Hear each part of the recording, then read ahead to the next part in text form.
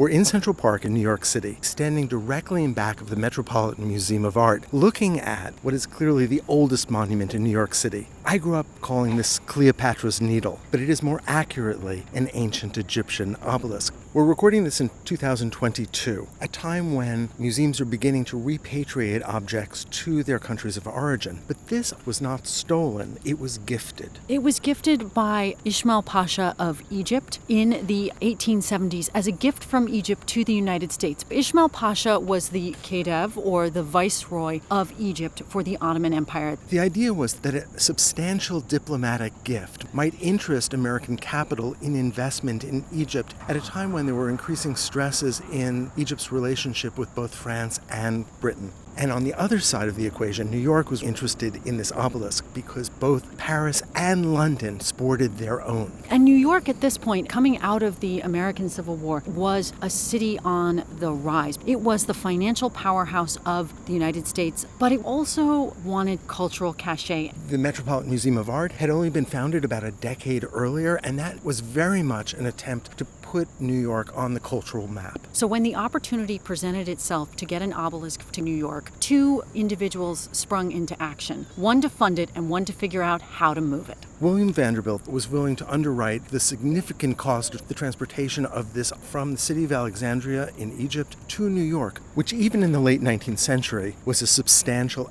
engineering feat. And the man who was going to undertake that feat was Henry Honeychurch Goring, an engineer formerly of the U.S. Navy. But one thing we should note is a little bit of the story of how this obelisk ended up in Alexandria before it came to New York. Obelisks were thought to embody the sun or be the embodiments of sunbeams in ancient Egypt. They were erected in front of temples of the sun. And in ancient Egypt, they were erected in pairs generally. So this one was erected in a pair in front of the Temple of the Sun in Heliopolis by Thutmose III. But the ancient Roman Emperor Augustus, the first emperor, had conquered Egypt. That was how he won the civil war against Mark Antony and Cleopatra. He moved two obelisks, this pair, from Heliopolis to Alexandria and re-erected the obelisk in front of a temple to Caesar, partially to claim that he was the son of Caesar. It's important to remember that Augustus lives over 1,000 years after this obelisk was created. Oh, even more than that, almost 1,400 years. The obelisk had huge symbolic meaning in antiquity, both for ancient Egyptians and for ancient Romans. So Goring built a structure to turn the obelisk from its vertical position to being a horizontal position so that he could load it onto a steamer ship and sail it across the Atlantic.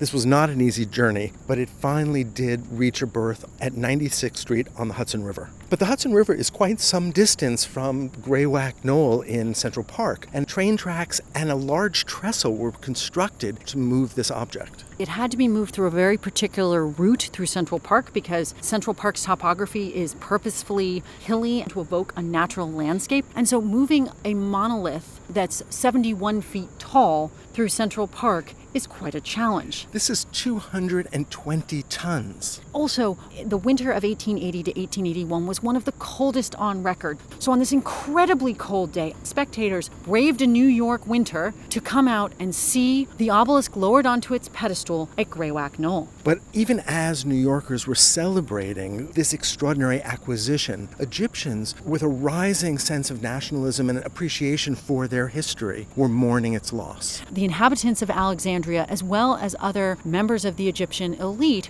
were opposed to the removal of the obelisk, starting to want to keep their cultural heritage in their own country. And it reminds us that Egyptology as a field and the collecting of Egyptian objects is quite fraught and very much connected to European powers having an interest in Egypt, because Egypt, of course, was always seen as mother civilization. Let's take a look at the obelisk itself. It is this slightly tapering four-sided object that moves up to this pyramid form at the top, and then it is covered with hieroglyphics. And those hieroglyphics detail the achievements of Thutmose III. But although the main shaft sits on its original platform, there is one important change. If you look carefully just at the base, you can see these large bronze crabs that are helping to sort of wedge the object into place because it has lost some of the base. When Augustus re-erected it, he added the crabs, two of which survive. crabs seem to have had some connection to Apollo, who is the Roman sun god and the patron god of Augustus. And these 4 crabs are replicas of the 4 originals that would have stood in Alexandria. 2 of the original crabs survived into the 19th century, and Goring made those as a gift to the Metropolitan Museum of Art, where they can be seen today. And those were the first 2 Egyptian artifacts that the Metropolitan Museum of Art received for its collection.